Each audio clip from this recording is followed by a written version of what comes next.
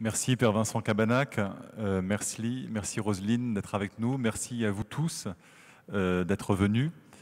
Alors on va évoquer l'une des heures les plus difficiles qui ait pu être vécue en France ces dernières années. Le 26 juillet 2016 fait partie de ces dates où chacun se souvient probablement de où il était et de ce qu'il faisait lorsqu'il a appris la nouvelle de l'assassinat du père Jacques Hamel alors qu'il célébrait la messe un matin de semaine dans sa paroisse. Il y avait très peu de fidèles ce matin-là. C'est un peu ces dates, vous savez, comme le très spectaculaire 11 septembre, voilà, elles font partie de notre vie, elles ont rejoint notre vie intime.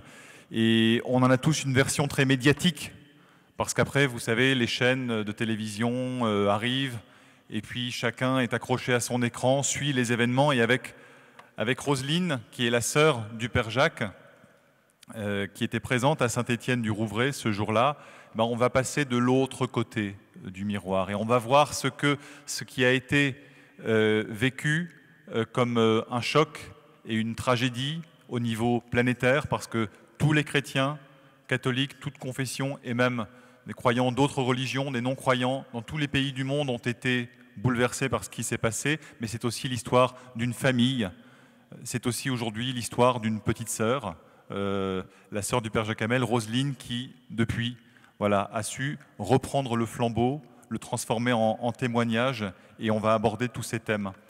Ce que je vous propose, sans doute, de commencer par faire, c'est, Roselyne, si vous le voulez bien, c'est de retracer cette journée, peut-être du 25 et du 26 juillet, pour qu'ensuite on puisse ouvrir sur la dimension qui nous intéresse à Lourdes, au-delà de l'événement et de la douleur qu'il a suscité, aborder la question du témoignage et enfin la question très difficile, loin d'être évidente, du pardon. Voilà. Alors Roselyne, à vous la parole.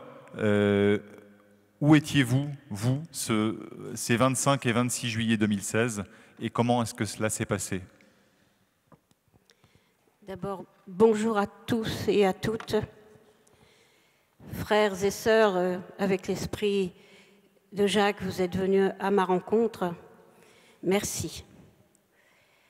Ce 25 juillet, la veille de cette horrible violence faite sur mon frère, nous sommes arrivés en famille, 4 adultes, 2 petites filles, à Saint-Étienne-du-Rouvray, à 5h30.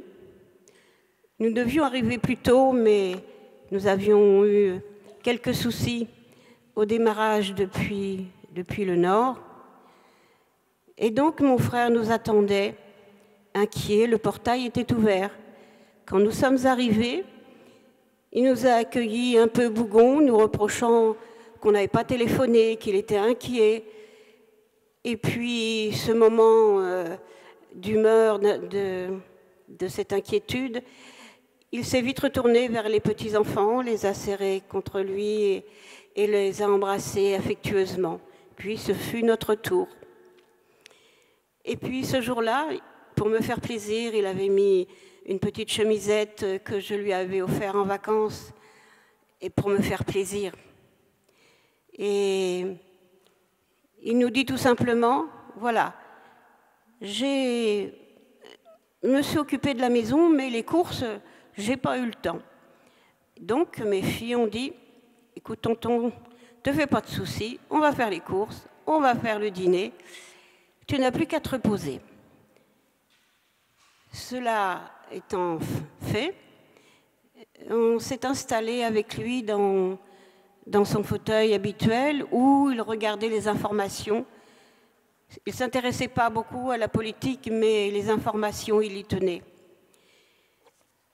Et à cette occasion d'écoute des informations, nous lui avons posé la question enfin, Jacques, comment tu peux expliquer parce qu'on s'attardait sur les 10 jours auparavant du massacre qu'il y a eu à Nice. Alors la question lui pose, mais enfin, Jacques, comment des êtres humains peuvent-ils arriver à massacrer des innocents sans vraiment une raison valable? Et il me répond, ils ne savent pas ce qu'ils font. Ils sont manipulés par des esprits maléfiques, des esprits mauvais qui contrôlent leur intelligence. Ils ne sont même plus capables de penser par eux-mêmes. Ce sont des marionnettes d'un système malfaisant. Là-dessus, le repas était prêt. Nous nous sommes mis à table, autour d'une table de campagne rectangulaire, la fenêtre ouverte sur un rosier qu'il affectionnait particulièrement. Et puis lui s'installe en bout de table comme un père. Et nous commençons le repas. Mon frère ne s'exprimait pas spontanément. Il était toujours sur la réserve. Il fallait qu'il prenne la température, comme il disait.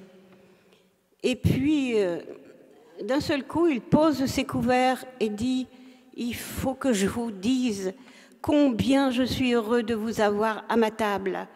Je vais mettre quand même 2 jours à m'habituer, mais qu'est-ce que je suis heureux !» Ça m'a fait penser, par après, au dernier repas du Christ. Et alors, on n'a pas voulu trop tarder, parce que le lendemain, il allait faire sa messe, et de semaine. Donc nous sommes tous rendus dans notre chambre. Puis le lendemain matin, on l'entend se lever vers 7 heures, se préparant pour aller à son église, à 150 mètres de là, pour sa messe de semaine. On s'est tous dit, sans communiquer, on a pensé, on ne va quand même pas embarrasser sa cuisine à 7h30, 8h. On va attendre qu'il rentre et puis on lui fera un bisou après, quand il rentrera. Malheureusement, Jacques, on l'a attendu et attendu. Mais le téléphone a sonné.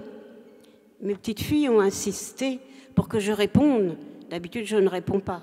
Quand je ne suis pas là, il n'y a personne qui répond. Et ma petite fille dit « Mamie, quand est-ce que tu vas répondre? On ne peut pas entendre les dessins animés. » Heureusement, les pauvres petites ne savaient pas lire parce qu'il y avait déjà des bandes annonces au bas de l'image. Je réponds au téléphone, on me dit « Madame, pouvez-vous me certifier la rumeur qui court d'un attentat à l'église de Saint-Étienne-du-Rouvray ?»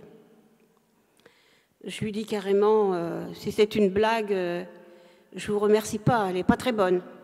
En tous les cas,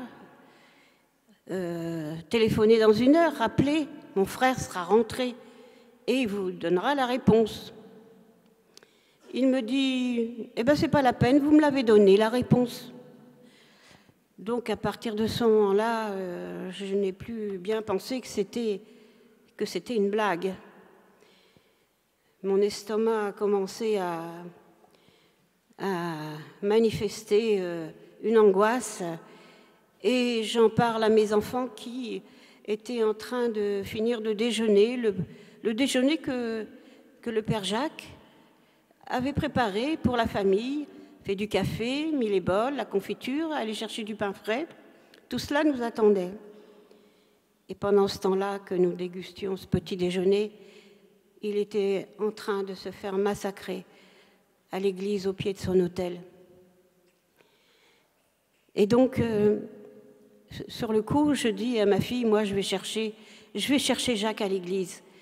Elle me dit, écoute, exagère pas maman. Tonton est assez grand, il est grand garçon, il va rentrer tout seul. Alors je dis non.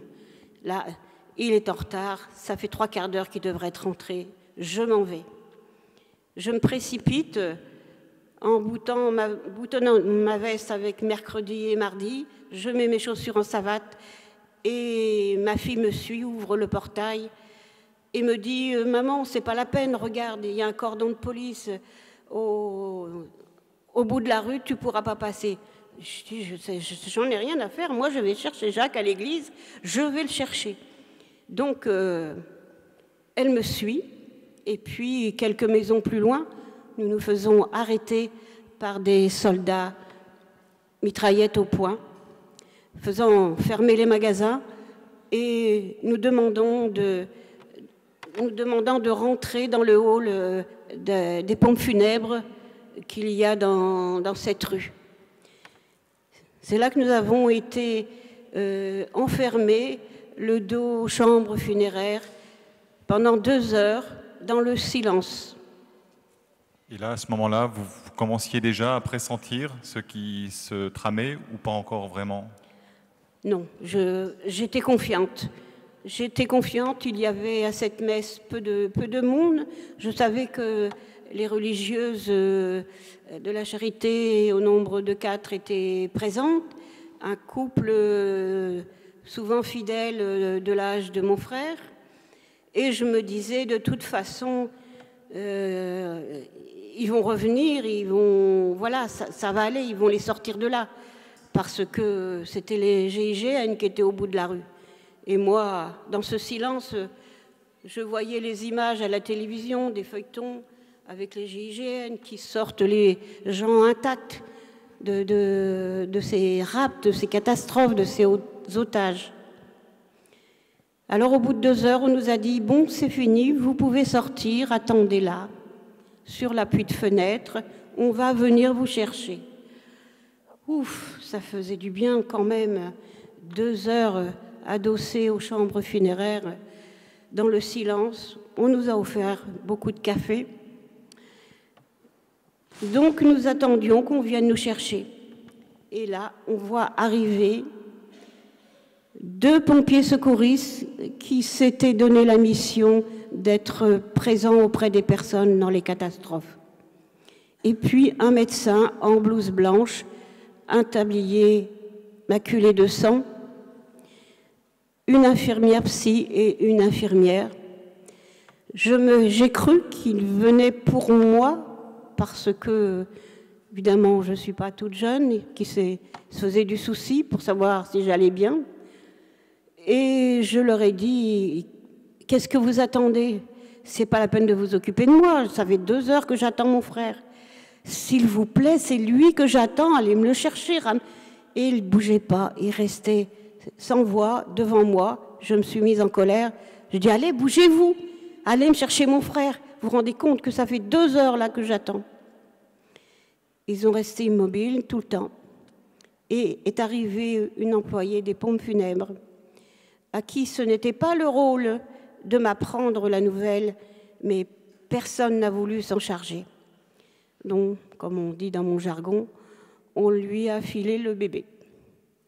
Elle arrive et, comme elle a pu le faire, puisque ce n'était pas sa mission, eh bien voilà, tout est terminé. Il y a une personne qui a été atteinte, il y a 2 personnes qui ont été atteintes, une est sauvée, l'autre est morte. C'est votre frère. Wow. Je n'ai pas besoin de vous dire comment j'ai reçu la nouvelle. J'étais si confiante. Et donc, j'ai senti comme un boulet de canon qui éclatait dans ma poitrine. J'ai spontanément évacué en hurlant. Ma fille me dit, maman, arrête, arrête, ça ne va pas faire revenir tonton, il ne reviendra pas. L'infirmière lui dit, laissez votre maman tranquille. Si elle doit hurler 2 heures, elle hurlera 2 heures. Je n'ai pas hurlé 2 heures parce qu'au bout d'un moment, j'ai senti une grande douleur à l'intérieur de mes poumons et j'étais très lasse. Ensuite, on nous a conduits dans une cellule de crise et on a attendu jusqu'à 7 heures du soir que l'on digère l'émotion, entouré de psy, d'infirmières, de mamans qui s'étaient relevées pour laisser un peu de temps aux infirmières, des mamans qui avaient connu le Père Jacques, qui étaient reconnaissantes de l'attention qu'il avait eue pour ces mamans lors d'un décès plutôt douloureux, genre enfant perdu. Et donc elles étaient là en reconnaissance. Et puis nous avons été placés de façon discrète vers 7 heures du soir dans un hôtel caché des journalistes pendant une semaine. Mais avant de quitter ces lieux, j'étais la seule à savoir, à penser que mon frère était atteint d'une balle parce que j'avais entendu des tirs. Mes enfants en font part aux infirmières et disent « Maman, elle n'a pas capté que notre oncle a subi un attentat de massacre sur son corps. » Donc l'expert psychiatre vient le soir en disant de façon subtile « Je vous réunis tous avant que vous partiez à l'hôtel pour vous annoncer une nouvelle que je ne veux pas que vous appreniez par les journaux. » Voilà, le Père Jacques a été assassiné à l'arme blanche. Donc je reste muette, je regarde l'expert psychiatre et donc, voyant mon attitude, elle me dit « Vous savez ce que c'est qu'une arme blanche ?» Ah ben oui, évidemment, je sais. Mais quand même, oui, là, je l'apprends. Elle dit « C'est pour ça que je suis venue. » Et je lui dis « Je peux aller voir mon frère maintenant ?» parce qu'il restait jusqu'à 7 heures du soir. Elle me dit « On va l'emmener à l'institut médico-légal. » Je dis « Je veux aller le voir. » Elle me dit « Je ne peux pas. » Et je lui dis « Mais vous n'allez quand même pas faire une autopsie ?» Elle me dit « Ça, ce n'est pas moi qui gère. » Ben, j'ai dit « De toute façon, vous savez de quoi il est mort. Hein. Il n'y a pas besoin d'autopsie. » Et puis, voilà, nous nous sommes quittés là. Et il a fallu le lendemain faire un chemin quand même, commencer un chemin, mais d'une douleur vraiment sans nom. Alors justement, à partir de ce jour-là, de cet instant-là, tout s'enchaîne très très vite, Roselyne. Oui. Vous avez la pression médiatique immédiate. Jacques est à peine assassiné à l'arme blanche, au moment, en plus de la consécration, ça on y reviendra, que cet événement est déjà un événement planétaire. Comment est-ce que vous vivez cet instant où on vous arrache votre grand frère et en même temps, c'est déjà l'affaire de tout le monde? Comment est-ce qu'on vit cet écartèlement? Dès le lendemain matin de ce drame, on entend à la radio et à la télévision des hommes d'État, des gens, des personnes des quatre coins du monde qui manifestent leur peine, leur désarroi, leur incompréhension. Et encore, ils déclarent des sentiments, une peine vraiment qu'on a ressentie, nous, par la famille, une peine qui ressemblait à la nôtre. C'est quand même étrange, parce que toutes ces personnes des quatre coins de la planète n'ont jamais connu mon frère et ne le connaîtront jamais. Et on a senti quand même que leur peine, elle, était pratiquement semblable à la nôtre. Ça nous a vraiment, vraiment touchés. Mais de là à comprendre, déjà la veille, on se préparait à aller en vacances avec le Père Jacques, vivre des moments de joie.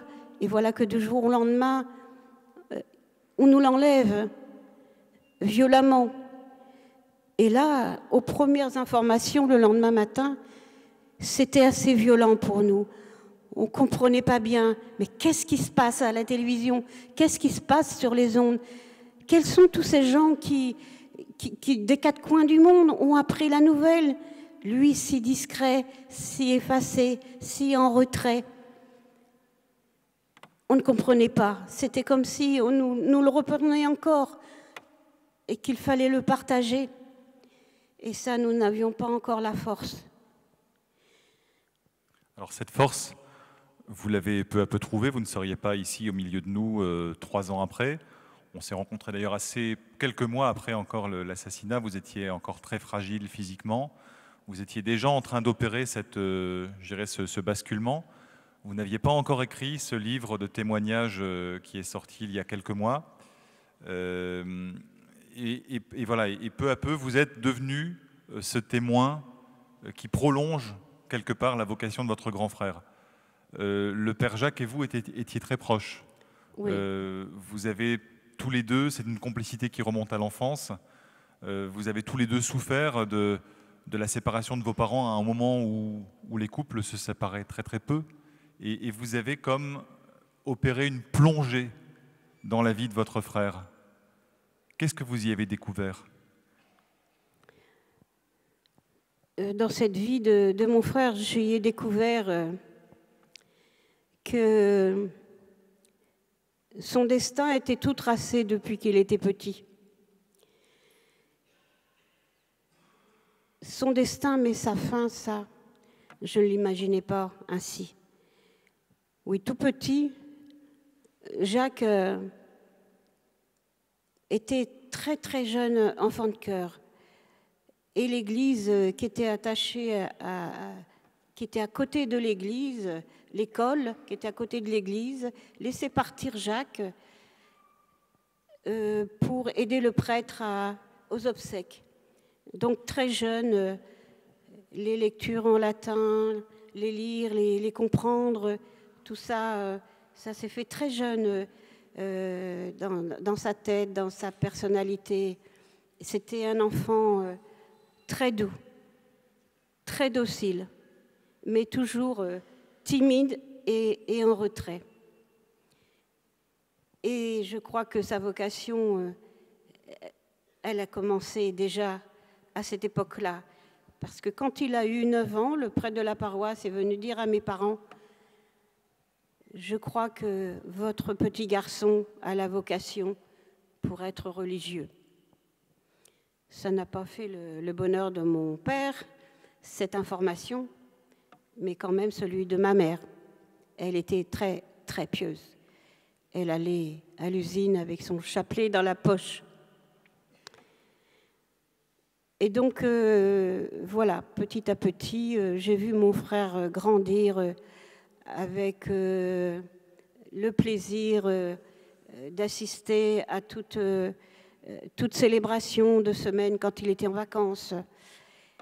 Et je l'ai vu voilà, grandir dans cette idée et jusqu'à son ordination où je ne comprenais pas trop cette passion pour être prêtre alors que j'avais 18 ans, quand j'ai assisté à son ordination à la cathédrale de Rouen.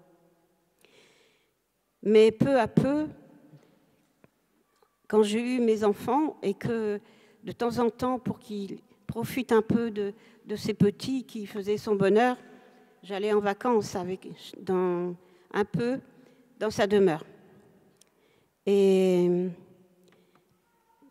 je l'ai vu, sa vocation vraiment s'épanouir de plus en plus. Et là, j'ai compris que c'était un bonheur pour lui d'être religieux et au service des autres et des plus souffrants et des plus démunis. Et donc, Jacques était un de ces prêtres finalement assez typique de sa génération, un homme discret, entièrement dédié à sa foi, à l'Église, aux paroisses par lesquelles il est passé, et qui continuait à un âge très avancé. Il avait 85 ans, le père Hamel. 86 ans. 86. Donc à rendre service. Alors comme vous le savez, un prêtre, normalement, il est en retraite à l'âge de 75 ans. On parle d'une retraite active dans l'Église, c'est vous dire. Et cet homme si discret et si présent à la fois, voilà que son témoignage devient d'un seul coup universel, se voit sur tous les écrans, rassemble des gens dans les églises du monde entier. voilà que vous êtes vous-même amené avec votre famille à prendre le chemin de Rome très très vite, après l'attentat, pour rencontrer le pape.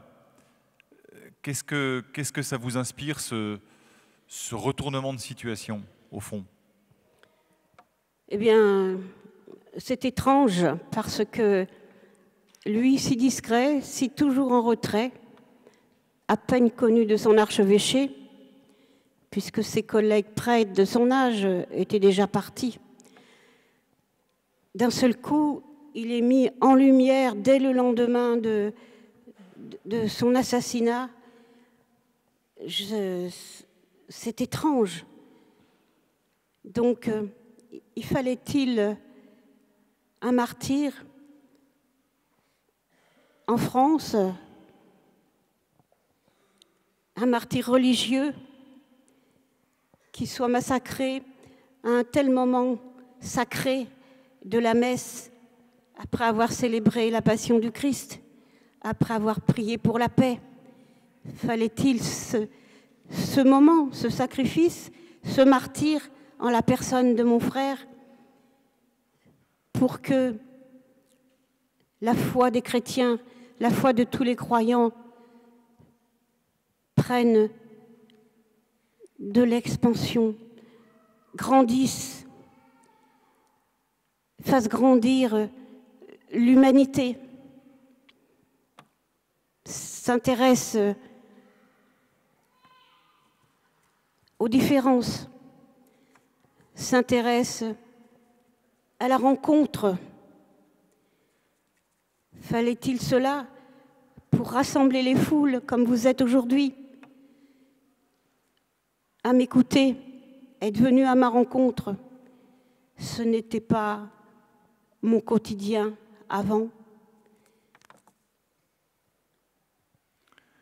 Justement, Roselyne, vous parlez de martyrs, vous parlez aussi derrière de faire grandir l'humanité, de rencontres, de rassembler les foules, de faire cohabiter les différences. Votre langage donc n'est pas, apparemment en tout cas, un langage de rancœur, un langage de haine. Comment fait-on pour convertir un acte de destruction, de violence intégrale, comme celui qu'a subi votre frère et que vous avez subi vous-même, ses proches, en un acte de construction, en un acte de paix comme vous êtes en train de le faire ici au milieu de nous? Comment ça vient, ça? Comment ça advient? Eh bien, en ce qui me concerne, j'ai cherché une force de vivre, un chemin de vie pour vivre autrement. J'ai d'abord fait un chemin intérieur, comme un pèlerinage, qui est souvent fatigant, douloureux. Un moment où on se pose, on réfléchit, on essaye d'avoir des pensées positives, à contrario des pensées négatives après cet assassinat. Un beau jour, 6 mois après ce décès, vers les fêtes de fin d'année, j'ai commencé à sombrer dans la dépression. Je ne suis pas du genre à prendre des antidépresseurs parce que j'aime bien gérer ma vie, j'aime bien penser intelligemment, j'aime bien agir mais réfléchir avant.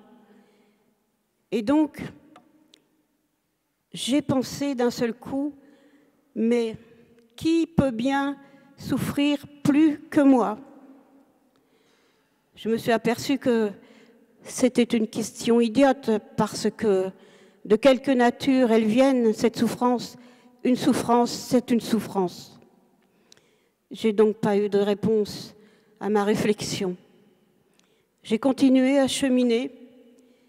Il me fallait absolument trouver ce chemin, cette porte de sortie pour ne pas entraîner mes enfants dans la déprime, la décadence, les reproches. Et donc, une idée m'est venue. Cela va vous sembler aussi étrange que celle qui me semble étrange que mon frère soit aujourd'hui en pleine lumière dans vos têtes, dans vos esprits, dans votre cœur, vous que je ne connais pas, que je n'ai jamais vu et qui êtes là, venu à ma rencontre. Alors, moi aussi, j'ai décidé une rencontre. Je me suis dit d'abord, et si c'était moi, la maman, dont ce fils, mon fils, aurait fait cette chose horrible, ce massacre, et en plus sur un religieux. Dans quel état je serais? Quelle serait ma souffrance? Et pour avoir une réponse, quelle serait ma souffrance? J'ai décidé de trouver le chemin qui me conduit chez les parents de ce jeune homme, à Saint-Étienne-de-Rouvray. Donc du jeune homme qui a assassiné votre frère. Oui.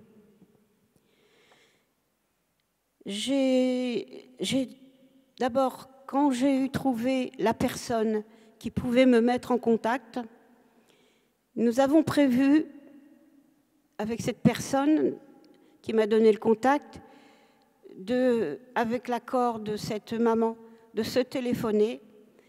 J'avais prévu, je ne sais pas pourquoi, le dimanche des Rameaux, à 9h du matin. Elle m'a répondu d'une voix très faible, s'excusant de ne pas parler trop fort parce qu'elle prenait des antidépresseurs et venait à peine de se réveiller pour répondre à mon coup de téléphone. Depuis, peu à peu, nous avons correspondu par téléphone jusqu'à une véritable rencontre. Elle m'a reçue chez elle avec le père Dominique Lebrun, l'archevêque de Rouen, qui souhaitait aussi prendre ce chemin, mais il n'avait pas trouvé le mode d'emploi. Donc, il était ravi que j'ai pu avoir une réponse et que la porte nous soit ouverte chez cette maman pour nous recevoir. Alors, entre ces deux femmes que vous êtes, vous, la sœur du père Jacques Hamel, cette femme que vous êtes allée rencontrer, la mère de son assassin, qu'est-ce qu'il s'est passé? Nous n'étions pas venus pour lui poser des questions. Nous étions venus pour la soutenir, lui démontrer que nous n'avions pas la haine, que nous cherchions quand même à comprendre, mais c'était une visite fraternelle entre une maman musulmane et une maman chrétienne. Cette maman nous a raconté son calvaire avant que cela arrive. En pleurant, elle nous explique, elle dit « Mon enfant, presque adulte, il n'avait pas encore ses 18 ans, voyant les dégâts à la télé de ces familles dont ses grands-parents sont originaires, dans la souffrance, dans la peur, voulait rejoindre l'humanitaire. Et ses parents lui ont dit, d'abord, il faut que tu sois majeur, et puis il faut vivre un peu ta vie, et on ne contacte pas comme ça les membres humanitaires. C'est sérieux. Et donc certainement, ce jeune, poursuivant son idée, excellente motif à la base, dans sa chambre, sur Internet, à chercher sur Facebook, Instagram, des réseaux sociaux, pour trouver des membres humanitaires. Et c'est comme cela qu'elle a commencé à voir son fils un peu changer. Et un jour a décidé de partir. Il a été retenu, accompagné à la frontière allemande, où ses parents sont venus le chercher. Et puis, quelques mois plus tard, elle a vu que son fils avait décidé de repartir. Alors, elle me raconte, cette maman, mon fils, mon enfant, mon bébé, que j'ai porté dans ma chair. Vous vous rendez compte, moi, sa mère, j'ai dû appeler la police pour qu'ils le mettent en cellule, pour qu'il ne parte pas, faire des atrocités et puis y rester. J'ai appelé à l'aide, croyant que la police le remettrait à la raison, qu'ils avaient les moyens. Mais ce ne fut pas le cas. Et donc, on m'a dit que pendant 3 mois, il était interdit de voir les parents. Donc les parents ne pouvaient pas apporter quelques gâteries, quelques linges propres. Et donc, il a eu ses 18 ans et a été en cellule avec un adulte qui, d'après elle, l'a radicalisé encore plus. Cet adulte, pendant 3 mois, met en confiance ce jeune, lui apporte du linge propre, le protège des autres, lui donne des cigarettes, lui apprend le Coran dans sa langue. Et puis, un jour, il dit à ses parents, au bout de 3 mois, qui sont venus le voir, « Je suis content, je ne suis plus tout seul dans ma cellule. » Et qui est cet homme? Donc, voilà, elle s'aperçoit que cet homme avait participé au désastre du Bataclan, un des maillons de ce drame aussi. Donc cette maman, elle me dit, et vous vous rendez compte? Du coup, j'ai voulu le refaire sortir. Et j'ai payé des avocats pour qu'il le sorte de là. Il était pire que quand il est rentré. Et j'ai réussi à le faire sortir. Et pourquoi faire?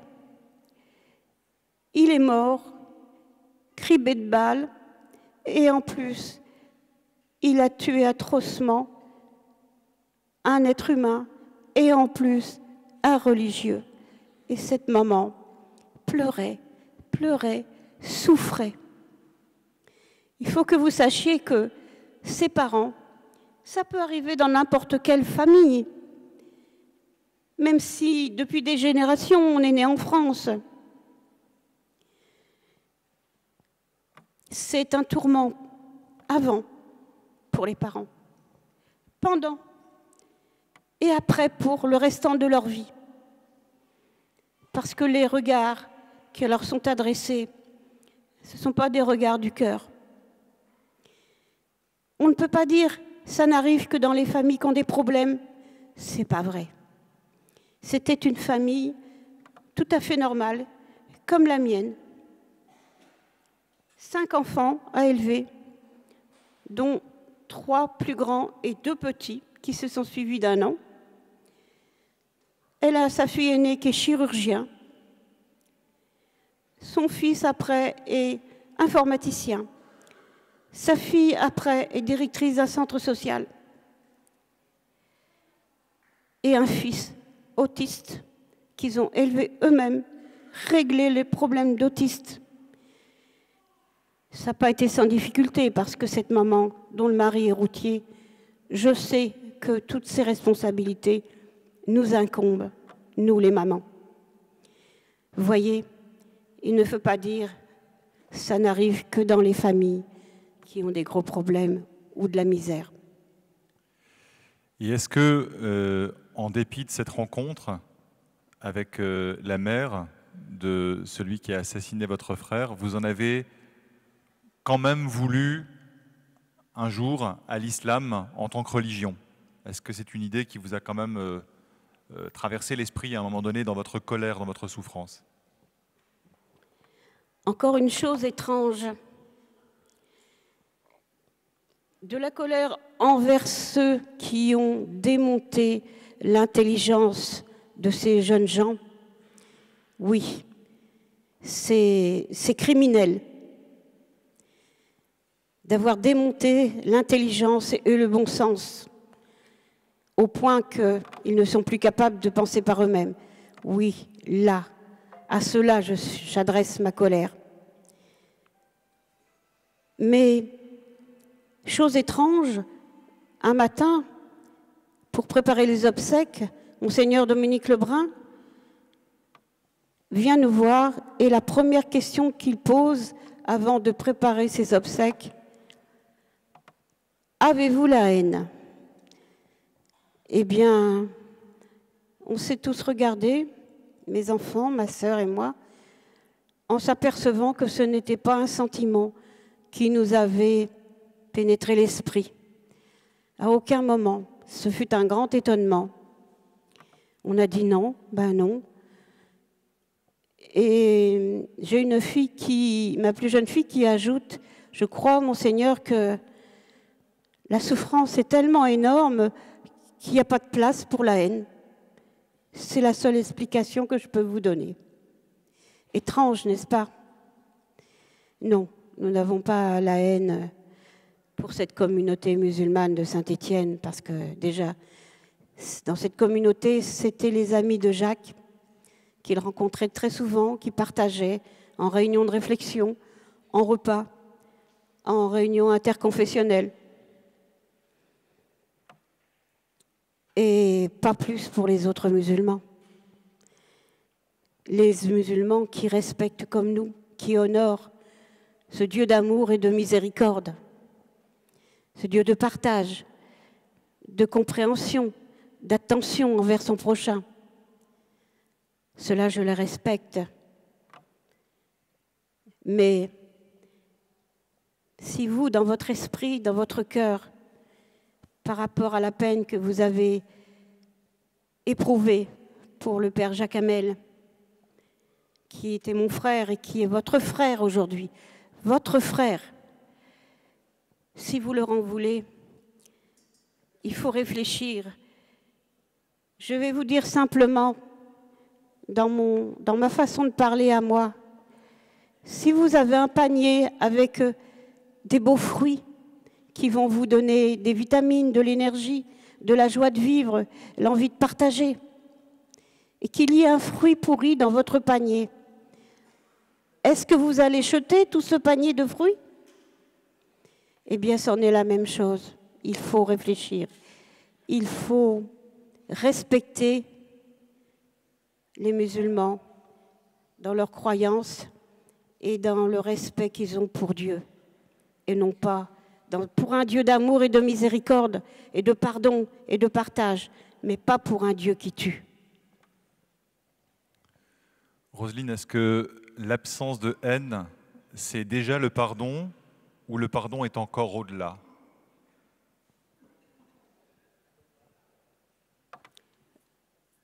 Le pardon, je n'ai pas pensé au pardon, parce que n'ayant pas la haine, et puis pardonner à qui? Ces jeunes gens sont morts avec un grand nombre mitraillé de balles, ils ne sont plus là. Et pardonner à qui?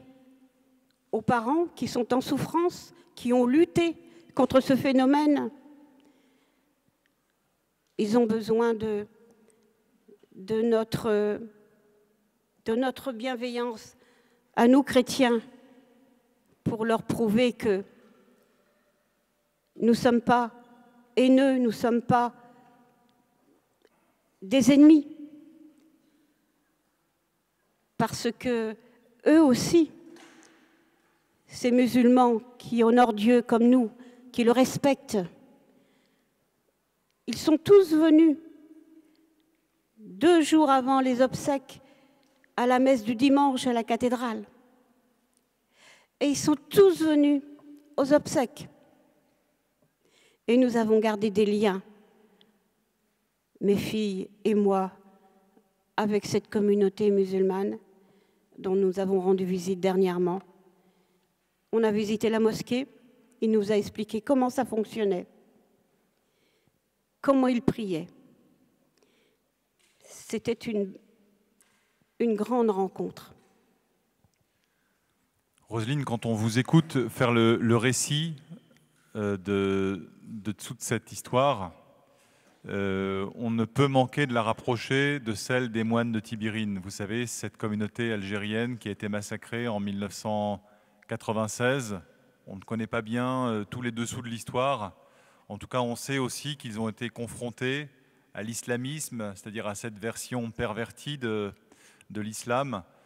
Et il en est resté aussi un témoignage de foi très fort qui continue aujourd'hui d'impressionner beaucoup de monde, croyants, non-croyants. Il y a eu aussi, vous vous souvenez, il y a quelques années, ce film sur la communauté de Tibérine qui avait d'ailleurs beaucoup impressionné votre frère Jacques. Et à ce sujet, votre frère lui-même a eu une expérience personnelle en Algérie que son assassinat, 50 ans plus tard, est venu subitement éclairer d'un jour à la fois étrange et lumineux. Est-ce que vous pourriez nous raconter cet aspect-là de la vie de votre frère?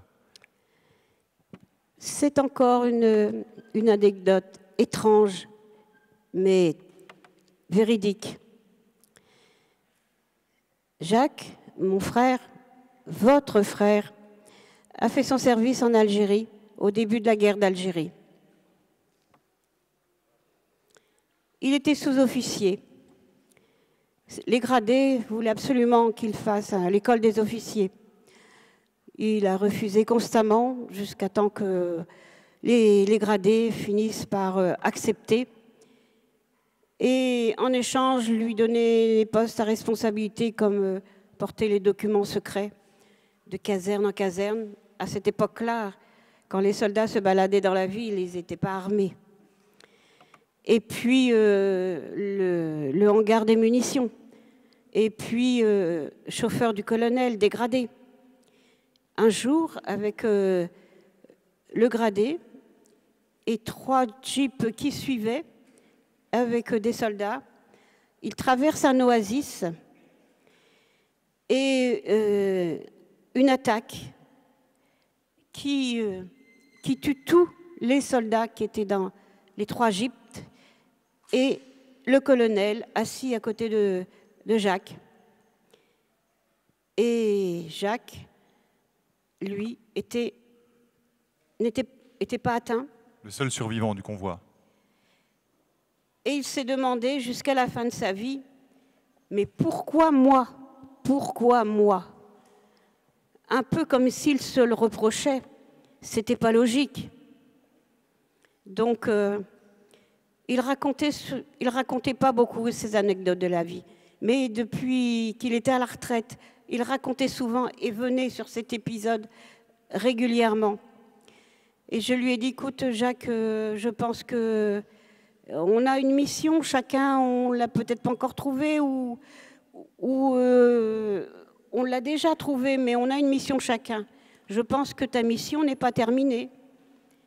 Si ta mission c'était d'être prêtre, c'est peut-être pour ça que tu n'as pas été tué. Et il me dit, c'est pas normal, je me demande encore pourquoi moi. Je lui dis de façon innocente, ta mission n'est pas terminée. En fait, le jour de son assassinat, il a eu la réponse. Voilà, merci beaucoup Roselyne pour ce témoignage.